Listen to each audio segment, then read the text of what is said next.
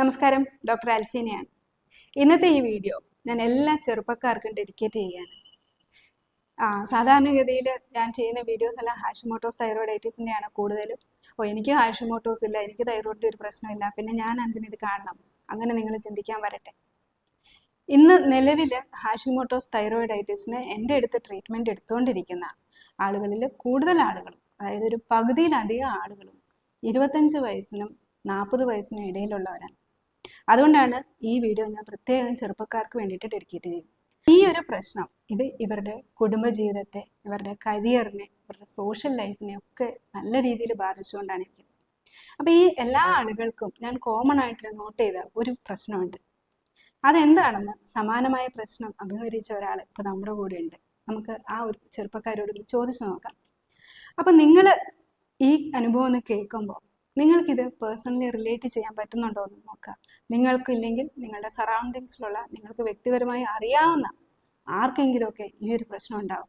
കാരണം എൻ്റെ അടുത്ത് തന്നെ ഇത്രയധികം പേഷ്യൻസ് ഈ ഒരു പ്രശ്നമായിട്ട് വരുന്നുണ്ടെങ്കിൽ ഇത് ശരിക്കും എത്രയധികം ചെറുപ്പക്കാരെ ബാധിക്കുന്നുണ്ട് അല്ലെ. അപ്പം ഈ എൻ്റെ അടുത്ത് വന്ന ഈ പല ആളുകൾക്കും ഇവരുടെ ഈ ബുദ്ധിമുട്ടുകൾക്കുള്ള പിറയിലെ കാരണം ഹാഷിമോട്ടോസ് ആണെന്ന് അറിയില്ലായിരുന്നു. ഇവർ പല പല സ്ഥലങ്ങളിൽ പോയി പല ട്രീറ്റ്മെൻറ്റുകളൊക്കെ എടുത്തു. ഇത് ഏറെക്കുറെ എല്ലാവർക്കും കിട്ടിയ ഒരു അഡ്വൈസ് എന്ന് പറയുന്നത് വിറ്റമിൻ ഡി ഡെഫിഷ്യൻസിയാണ്, അതിൻ്റെ സപ്ലിമെൻ്റ് എടുത്താൽ മതി. ഇത് കഴിച്ച് എങ്ങാനും ഒരു ചെറിയൊരു ആശ്വാസം കിട്ടിയാലായി. അത് 90% ആളുകൾക്കും ഒന്നും കിട്ടുന്നുമില്ല. അപ്പം ഇന്നത്തെ കാലത്ത് വിറ്റമിൻ ഡി എല്ലാ ആളുകൾക്കും കുറവാണ്. പ്രത്യേകിച്ച് തൈറോയ്ഡ് പോലെ ഒരു മെറ്റബോളിക് ഡിസോർഡർ ഉള്ളപ്പോൾ അത് എന്തുമാത്രം കുറവായിരിക്കും. അപ്പം അതിൻ്റെ മേളിലാണ് മിക്കവാറും ഈ പ്രശ്നങ്ങൾക്കുള്ള കാരണം പോകുന്നത്. അപ്പോൾ ഈ ഒരു ബുദ്ധിമുട്ട് എങ്ങനെയാണ് ഇവരുടെ ജീവിതത്തെ മാറ്റിമറിച്ചുകൊണ്ടിരിക്കുന്നത്? നമുക്ക് അനുഭവം ഒന്ന് കേട്ടിട്ട് തിരിച്ചു വരാം. രേഷ്മ, ഹാഷിമോട്ടോസ് തൈറോയിഡൈറ്റിസ് ആയിരുന്നു അല്ലേ? എന്തൊക്കെയായിരുന്നു ബുദ്ധിമുട്ടുകളെന്നൊന്ന് പറയാമോ? നമുക്ക് ആദ്യം അറിയില്ലായിരുന്നു ഹാഷിമോട്ടോസ് ആണോന്ന് അറിയില്ലായിരുന്നു. എനിക്ക് കണ്ടിന്യൂസ് ആയിട്ട് ഭയങ്കര ഹെൽത്ത് ഇഷ്യൂസ് വരിക, എപ്പോഴും തളർച്ചയും ക്ഷീണവും, എപ്പോഴും കിടക്കണം എന്നുള്ളൊരു ചിന്ത മാത്രമേ ഉള്ളൂ. അപ്പൊ ആദ്യമേ തൊട്ടുണ്ട്, കുറെ നാളുകളായിട്ടുണ്ട്. പക്ഷെ നമ്മൾ വിചാരിക്കുന്നത് നോർമലായിട്ട് എല്ലാവർക്കും ഉള്ളതാണ്, അങ്ങനെ വിചാരിച്ചു പോകും. പിന്നെ അത് കഴിഞ്ഞപ്പോ കൊറോണറി ഇഷ്യൂസ് വന്നപ്പോ എല്ലാവരും ഡോക്ടേഴ്സിന്റെ അടുത്ത് പോകുമ്പോ എല്ലാം കൊറോണയുടെ മേളിലാണ്. കൊറോണ കഴിഞ്ഞ എല്ലാവർക്കും ഇങ്ങനെയാണ്, കൊറോണ കഴിഞ്ഞ ഇങ്ങനെയാണ്. അപ്പൊ ഞാനും വിചാരിക്കുന്നത് ഇങ്ങനെയാ, കൊറോണറി ആയിരിക്കും. അതിന്റെ ഇടയിൽ കുറച്ച് എനിക്കൊരു ഡിപ്രഷൻ സ്റ്റേജ് ഒക്കെ ഉണ്ടായിരുന്നു, നമുക്ക് വേണ്ടപ്പെട്ടവർ മരിച്ചിട്ടും. അപ്പൊ അതിന്റെ ഒരു മൂഡ് ഓഫും, അപ്പൊ അതിലാണ് നമ്മൾ റിലേറ്റ് ചെയ്യുന്നത്. അസുഖങ്ങൾ അതിന്റെ ആയിരിക്കും, മെന്റലി നമ്മള് സ്റ്റേബിൾ അല്ലാത്തോണ്ടായിരിക്കും അങ്ങനെ വിചാരിക്കുന്നത്. പക്ഷെ അത് കഴിഞ്ഞ് ഒരു ലാസ്റ്റ് ഒരു 1 year 1.5 year ആയപ്പോഴത്തേക്കും പ്രശ്നം ഇച്ചിരി കൂടി തുടങ്ങി. അപ്പൊ എനിക്കിത് മനസ്സിലായി, ഇത് അതിന്റെ അല്ല, എന്തോ ഹെൽത്ത് ഇഷ്യൂസ് തന്നെയാണ് എന്നുള്ളത് എനിക്ക് മനസ്സിലായി. പക്ഷെ എനിക്ക് ആരൊക്കെ പറയുമ്പോ അവർക്ക് അത് മനസ്സിലാവണില്ല. അപ്പൊ എല്ലാവരും എന്നെ ഇങ്ങനെ കുറ്റപ്പെടുത്തല്ല, അവര് നോക്കുമ്പോ എന്നെ കാണുമ്പോ കുഴപ്പമില്ല, അവർക്ക് നോക്കുമ്പോ എനിക്ക് ഹെൽത്തിന് ഇഷ്യൂസ് ഇല്ല. പക്ഷെ എനിക്ക് ഇന്റേണലി എനിക്കൊക്കെ ബുദ്ധിമുട്ടാ. വീട്ടിലൊന്നും ചെയ്യാൻ പറ്റില്ല, എപ്പോഴും കിടക്കും. പിന്നെ കിടന്ന് ഉറക്കം തന്നെയാ കൂടുതൽ ടൈം. അങ്ങനെ ഭയങ്കര, നമുക്ക് വീട്ടിലാണെങ്കിലും നമ്മൾ മടി പിടിച്ചിരിക്കുക എന്നുള്ള രീതിക്കൊക്കെ മറ്റുള്ളവർ ചിന്തിച്ചു തുടങ്ങി. നമ്മളിപ്പോ എന്തെങ്കിലും ഒന്ന് വായിച്ചാൽ തന്നെ നമുക്കത് ഓർമ്മ നിൽക്കണില്ല, അല്ലെങ്കിൽ ഒരു കാര്യത്തിൽ നമുക്ക് ഓർമ്മ നിൽക്കാത്തത് പോലത്തെ ഒരു അവസ്ഥ. അപ്പോഴാണ് ഞാൻ ശരിക്കും ഇതെന്തോ പ്രശ്നമായി തുടങ്ങിയിട്ടുണ്ട്. അപ്പൊ ഞാൻ എന്നിട്ട് ഹസ്ബൻഡിന്റെ അടുത്ത് ഇങ്ങനെ പറഞ്ഞു, ഇങ്ങനെ എന്തോ പ്രശ്നമുണ്ട്, ഡോക്ടറെ അടുത്ത് പോവാ. അതിന്റെ ഇടയിൽ കുറെ ഡോക്ടേഴ്സിനെ ഞാൻ കൺസൾട്ട് ചെയ്തിട്ടുണ്ട്. എനിക്കിങ്ങനെ പ്രശ്നമായിട്ട് കൈക്കൊക്കെ ഭയങ്കര കഴപ്പാ, വേദനയും. അത് എനിക്കൊരു 9 years ബിഫോർ ഉണ്ടായിട്ടുണ്ട് ഇത്. അപ്പൊ അത് അന്നാണെങ്കിൽ ഒരു പ്ലേറ്റ് പോലും എനിക്ക് കയ്യിൽ ഹോൾഡ് ചെയ്യാൻ പറ്റില്ല. അപ്പൊ ഹസ്ബൻഡിന്റെ ഭാഗത്തുനിന്ന് അത്യാവശ്യം നല്ല സപ്പോർട്ട് ഉണ്ടായിരുന്നു. വെച്ചിട്ടുണ്ടെങ്കിൽ പുള്ളി വന്നിട്ട് നമുക്ക് ചൂടുവെള്ളമൊക്കെ വെച്ച് ഹോട്ട് ബാഗിലൊക്കെ വെച്ച് തരും. ഞാൻ കിടന്നു കഴിഞ്ഞാൽ കിടന്ന സൈഡിൽ എനിക്ക് കിടക്കാൻ പറ്റുള്ളൂ. ഇപ്പൊ നമുക്ക് ഒരു എന്താ പറയാ, ഒന്ന് കുളിച്ചില്ലെങ്കിലും പോട്ടെ എന്ന് വിചാരിക്കും. നമുക്ക് ബാത്റൂമിൽ പോയിട്ട് നമ്മുടെ കാര്യങ്ങളൊന്ന് ചെയ്തിട്ട് വരാൻ പോലും നമുക്ക് കൈകൊണ്ട് ഇങ്ങനെ ഒന്നും പിടിക്കാനോ ഒരു കപ്പ് വെള്ളം നമുക്ക് ഹോൾഡ് ചെയ്യാൻ ഒന്നിനും പറ്റില്ല. അപ്പൊ ഡോക്ടേഴ്സിന്റെ അടുത്ത് പോകുമ്പോ പറയും അത് നീർക്കെട്ടിന്റെ പ്രശ്നമാണ്, ടിഷ്യൂസിന്റെ പ്രശ്നമാണ്, അങ്ങനെയൊക്കെ പറഞ്ഞു വിടും. അപ്പൊ പിന്നെ അത് എല്ലാ കാലത്തും ഒരു വൺസ് ഇൻ ഇയറിൽ വരികയാണെങ്കിൽ പിന്നെ അതിന്റെ ഫ്രീക്വൻസി കൂടി തുടങ്ങി, ഇടയ്ക്കിടയ്ക്ക് വന്നു തുടങ്ങി. അപ്പോഴെന്താ റീസൺ എന്നൊന്നും നമുക്കറിയില്ല. ഓരോ ഡോക്ടേഴ്സിന്റെ അടുത്ത് പോകുമ്പോഴും 4000 രൂപ, 5000 രൂപ, 8000 രൂപ, അങ്ങനെ നീണ്ട ലിസ്റ്റാ. നമുക്ക് എല്ലാം പോയി ടെസ്റ്റ് ചെയ്യും, ടെസ്റ്റിന് മാത്രം. എല്ലാം അതിൽ വരുമ്പോ എല്ലാം ഓക്കെ ആയിരിക്കും, എല്ലാം നോർമൽ ആയിരിക്കും. അപ്പൊ ലാസ്റ്റ് ഞാൻ പറയുമ്പോ എല്ലാം ഡോക്ടേഴ്സിന്റെ അടുത്ത് പോകുമ്പോ നോർമലാ. പിന്നെ വീട്ടുകാരും അതല്ലേ, ഇത് വെച്ചിട്ടല്ലേ നമ്മളെ അസസ് ചെയ്യുന്നത്. അപ്പൊ അവര് പറയും ഒരു കുഴപ്പമില്ല, നമുക്ക് തോന്നണതാ. അങ്ങനെ പറഞ്ഞിട്ട് ലാസ്റ്റ് എന്നിട്ട് ഈ ക്ഷീണം മാറണില്ല എനിക്ക്. അപ്പൊ എന്നിട്ട് അവിടെ വീടിന്റെ അടുത്തുള്ള ഒരു ഹോമിയോ ഡോക്ടറെ അടുത്ത് പോയിട്ട് കാണിച്ചു. അപ്പൊ പുള്ളിയാണ് ആദ്യമായിട്ട് നമുക്ക് ഈ ഈ രോഗമാണ് എന്നുള്ളത്, ഹാഷിമോട്ടോസ് ആണ്. ഹാഷിമോട്ടോസ് ആണ് എന്നുള്ളത് മനസ്സിലാക്കി തരുന്നത്. അപ്പൊ അതിന്റെ റേറ്റ് ഒക്കെ ഭയങ്കര ഹൈ ആയിരുന്നു എനിക്ക്. അപ്പൊ ഒരു 6 months ഞാൻ മെഡിസിൻ എടുത്തു. എന്നിട്ട് അങ്ങോട്ട് എനിക്ക് ഒട്ടും എന്താ പറയാ, ആ ക്ഷീണത്തിൽ നിന്ന് എനിക്ക് ശരിയാവണില്ല. അപ്പൊ ഞാൻ അവിടെ പോയി തുടങ്ങിയിരുന്ന സമയത്താണ് മാഡത്തിന്റെ വീഡിയോസ് കാണുന്നത്. അപ്പൊ അവിടെ പോയി സ്റ്റാർട്ട് ചെയ്തല്ലോ. അപ്പൊ പിന്നെ അവിടെ ഇട്ടിട്ട് പെട്ടെന്ന് ഏതെങ്കിലും ഒന്ന് നമുക്ക് ബോഡിക്ക് സ്യൂട്ട് ആവുമെന്ന് അറിയാണ്ട് ഇട്ടിട്ട് പോരാൻ പറ്റില്ലല്ലോ. അതുകൊണ്ട് പിന്നെ അത് കണ്ടിന്യൂ ചെയ്തു. 6 മാസമായിട്ട് എനിക്ക് പ്രത്യേകിച്ച് മാറ്റമൊന്നുമില്ല. അത് കഴിഞ്ഞപ്പോഴാണ് പിന്നെ ഞാൻ ഇവിടേക്ക് വരുന്നത്. അപ്പൊ ഹസ്ബൻഡ് പറഞ്ഞു, നിന്റെ മനസ്സിന്റെ വേറെ ഒരു പ്രശ്നമില്ല, പിന്നെ ഇവിടെ വരുമ്പോ കറക്റ്റ് പഥ്യം കാര്യങ്ങൾ അതൊക്കെ ഉണ്ട്, നിന്നെ കൊണ്ട് പറ്റുമെങ്കിൽ മാത്രം മതി എന്നൊക്കെ പറഞ്ഞു.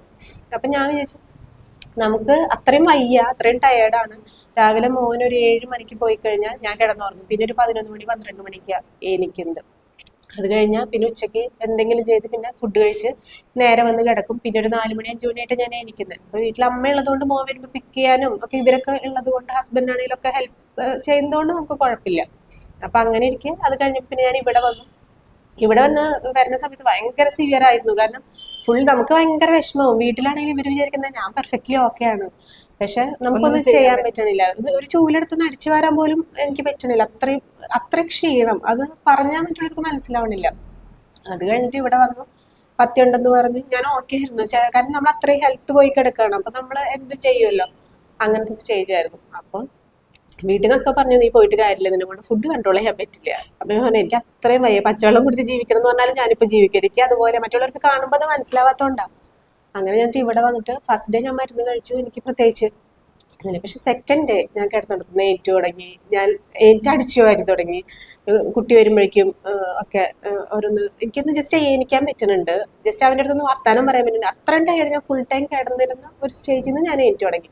അപ്പം ഞാൻ ഏറ്റിട്ട് നേരെ ഹസ്ബൻഡിൻ്റെ അടുത്ത് പോയി, എനിക്ക് എന്തെങ്കിലും മാറ്റം ഫീൽ ചെയ്യുന്നുണ്ടോ? മാറ്റം ഉണ്ടാ, പിന്നെ മാറ്റില്ലാണ്ടാണോ ഞാനിവിടെ ഇങ്ങനെ എന്തെങ്കിലുമൊക്കെ ചെയ്യുന്നില്ലേ, ഇത് പഠിച്ചു വന്നില്ലേ, എനിക്ക് ഇത്തിരി ഒരു എനർജി കിട്ടിയ പോലെ ഉണ്ട്. ഇത് ഇവിടെ വന്ന് സെക്കൻഡ് ഡേ ഞാൻ മരുന്ന് കഴിച്ച സെക്കൻഡ് ഡേ എനിക്കൊന്ന് എനിക്ക് നമുക്ക് ആ ഒരു സന്തോഷമില്ലേ, നമുക്ക് അത്രയും വയ്യാതെ കിടന്നിട്ട് നമുക്ക് എന്തെങ്കിലും. അപ്പൊ ആൾക്കാർ വിചാരിക്കും വീട്ടിൽ പണിയെടുക്കുന്നതാണ് അത്ര. ഞാൻ അങ്ങനെ ഇപ്പൊ അമ്മ ഉള്ളത് കൊണ്ട് ഞാൻ അങ്ങനെ വീട്ടിൽ പണിയെടുക്കുന്ന ആളല്ല. പക്ഷെ നമ്മൾ അത്രയും തളർന്ന് കിടന്നിട്ട് നമുക്കൊന്ന് ഏനിക്കാനുള്ള ഒരു എനർജി കിട്ടുക, അല്ലെങ്കിൽ നമുക്ക് എന്തെങ്കിലും ചെയ്യാൻ പറ്റുക, അപ്പൊ ആ നേരത്തെ ഉണ്ടാവുന്ന ഒരു സന്തോഷം എന്ന് പറഞ്ഞാൽ ആർക്കും മനസ്സിലാവില്ല. ശരിക്കും പറഞ്ഞാൽ അത്രയും കുറെ ഡോക്ടേഴ്സിന്റെ അടുത്തും പോയിട്ടേ നമുക്ക് ശരിക്കുള്ള ഒരു സ്ഥലത്ത് നമ്മളൊന്ന് എത്തിപ്പെട്ട് നമുക്കൊന്ന് മരുന്ന് കിട്ടണ്ടേ, അതിന് കുറച്ച് ടൈം എടുക്കുന്നു പറയില്ലേ. ഇത് എങ്ങനെയാണ് ഇപ്പൊ എങ്ങനെ തോന്നുന്നു? ഞാനിപ്പോ ആ പണ്ടത്തെ കണ്ടീഷനിലോട്ട് ഞാൻ ഇവിടെ വന്ന് മെഡിസിൻ കഴിച്ചതിന് ശേഷം പോയിട്ടേ ഇല്ല. അതിന് ഇടയിൽ നമ്മൾ നോർമൽ ഫുഡ് കഴിച്ചു, അപ്പോഴും കുഴപ്പമില്ല. ഇപ്പൊ ലാസ്റ്റ് നമ്മളിപ്പോ ഒരു 1 month കൂടെ കംപ്ലീറ്റ് ചെയ്തു, വേറെ കുഴപ്പമില്ല. ഇപ്പൊ എല്ലാം ഓക്കെ ആയി, പഴയ ക്ഷീണയില്ല, ജോലി ചെയ്യാൻ പറ്റുന്നുണ്ട്. പണ്ട് പഠിക്കാൻ പറ്റുന്നില്ലായിരുന്നല്ലോ, മറവി. ശരിക്കും ഈ ബ്രെയിൻ ഫോഗ് എന്ന് പറഞ്ഞാൽ ഞാൻ അന്ന് നമ്മൾ സെർച്ച് ചെയ്യല്ലോ കുറെ കാര്യങ്ങൾ, അപ്പോഴാണ് ഈ ബ്രെയിൻ ഫോഗ് എന്ന് പറയുന്നത് നമ്മൾ ഇത്രയും പ്രശ്നമാണെന്ന് മനസ്സിലാക്കണേ. ശരിക്കും പറഞ്ഞ ഒരു പുക പോലെ തന്നെയാ, നമുക്കൊന്നും അങ്ങോട്ട് ആകെ ഒരു എന്താ പറയാ മണ്ണിപ്പ് എന്നൊക്കെ പറയില്ലേ, അതേ ഒരു അവസ്ഥയായിരുന്നു. ഇപ്പൊ അതൊക്കെ മാറി, നല്ല പഠിക്കുന്നുണ്ടോ? പഠിക്കാനൊക്കെ പറ്റുന്നുണ്ട്. നല്ല മാറ്റമുണ്ട് നമുക്ക് ആ കാര്യത്തിലൊക്കെ. ഉറക്കം നന്നായിട്ടുണ്ട്. ഉറക്കത്തിന് അങ്ങനത്തെ പ്രശ്നങ്ങളൊന്നും ഇല്ല. ഡിപ്രഷൻ ഇടയ്ക്ക് തോന്നിയെന്ന് പറഞ്ഞില്ലേ, ഇപ്പൊ അങ്ങനത്തെ അതൊക്കെ നല്ല വ്യത്യാസമായി. വ്യത്യാസം എന്ന് വെച്ചിട്ടുണ്ടെങ്കിൽ ഭയങ്കര ചേഞ്ച് ഉണ്ട് ആ കാര്യത്തിലൊക്കെ. എനിക്കൊരു 1 വർഷത്തില് മാക്സിമം 1 കിലോ അല്ലെങ്കിൽ 2 കിലോ ഞാൻ മാക്സിമം കൂടുന്നത്. പക്ഷെ ലാസ്റ്റ് ഒരു 3-4 months പെട്ടെന്ന് 1-2 കിലോ പെട്ടെന്ന് നമുക്ക് തന്നെ ഒരു നീര് വെച്ച പോലെ ആയിരുന്നു. പക്ഷെ ഇവിടെ വന്നപ്പോ ശരിക്കും നമ്മളതൊക്കെ അത്യാവശ്യം റെഡ്യൂസ് ചെയ്ത് തന്ന ഫുഡൊക്കെ നമ്മൾ കഴിക്കുന്നുണ്ട്. പട്ടിണി കിടക്കി ഡയറ്റ് എന്ന് വെച്ചാൽ ഇതിന്റെ പഥ്യമുണ്ട്, എങ്കിലും എല്ലാവരും പറയും ചോറ് കഴിക്കാൻ പാടില്ല, ഗോതമ്പ് കഴിക്കാൻ പാടില്ല. ഇപ്പൊ ഹാഷിമോട്ടോസിനെ നോക്കാച്ചാൽ എല്ലാ വീഡിയോസിലും ഡോക്ടേഴ്സ് പറയുന്നത് ഗോതമ്പ് അവോയ്ഡ് ചെയ്യണം, ചോറും അങ്ങനെ. പക്ഷെ നമ്മളിതിപ്പോ ഫുള്ള് ചപ്പാത്തിയും ചോറും, സത്യം പറഞ്ഞാൽ അത് തന്നെ കൂടുതൽ കഴിക്കണേ. എന്നിട്ട് വേറെ പ്രശ്നം അങ്ങനെ ഓവർ വണ്ണം വെക്കുക ഒന്നും. വണ്ണം കുറയല്ലേ ചെയ്തേ? വണ്ണം കുറഞ്ഞു. ഇപ്പൊ 8-9 കിലോന്റെ അവിടേക്ക് ശരിക്കും ഞാൻ കുറഞ്ഞു. താങ്ക് യു, ആ ഒരു എക്സ്പീരിയൻസ് തുറന്നു പറഞ്ഞു. ശരിക്കും ഞങ്ങളാണ് താങ്ക്സ് പറയേണ്ടത്. കാരണം അത്രയും ഇപ്പൊ ഹസ്ബൻഡിനൊക്കെ ആണെങ്കിലും നമ്മൾ ഒരാൾ വയ്യാതെ കിടക്കുമ്പോ ആൾക്കും അതൊരു ബുദ്ധിമുട്ടല്ലേ, കുടുംബത്തിലെ ബാക്കിയുള്ളവരെല്ലാരെയും അത് ബാധിക്കും. അപ്പൊ ഈ ഒരു അനുഭവം കേട്ടിട്ട് നിങ്ങൾക്ക് അത് റിലേറ്റ് ചെയ്യാൻ പറ്റുന്നുണ്ടോ? ഇദ്ദേഹത്തിന്റെ കാര്യത്തിൽ ഓൾറെഡി ഹാഷിമോട്ടോസ് തൈറോയിഡൈറ്റിസ് ആണെന്ന് നേരത്തെ കണ്ടുപിടിച്ചിട്ടാണ് നമ്മുടെ അടുത്ത് വന്നത്. പക്ഷെ ഇവിടെ വന്ന 100 കണക്കിന് രോഗികളും ഇവിടെ വിളിച്ച് ടെസ്റ്റുകൾ പറഞ്ഞ് ആ ടെസ്റ്റുകൾ ചെയ്തപ്പോഴാണ് ഇത് അവർക്ക് ആന്റിബോഡീസ് ഉണ്ട്, അല്ലെങ്കിൽ ഇത് ഹാഷിമോട്ടോസ് തൈറോയിഡൈറ്റിസ് ആണ്, അല്ലെങ്കിൽ അവരുടെ തൈറോയിഡിനകത്ത് ഒരു മുഴയുണ്ട്, അല്ലെങ്കിൽ തൈറോയിഡ് ഗ്രന്ഥിക്ക് വീക്കമുണ്ട് എന്നൊക്കെ മനസ്സിലാക്കാൻ പറ്റുന്നു. രസകരമായ സംഗതി 20 വർഷവും 15 വർഷവും 25 വർഷവും ഒക്കെ ആയിട്ട് മരുന്ന് കഴിച്ചുകൊണ്ടിരിക്കുന്ന ആളുകളാണ്. ഇത്രയും കാലം മരുന്ന് കഴിച്ച് ഇത്രയും കാലം ജീവിതം നരകിച്ച് മുന്നോട്ട് പോയിട്ടും ഈ ഒരു പ്രശ്നത്തെ കണ്ടുപിടിച്ചില്ല.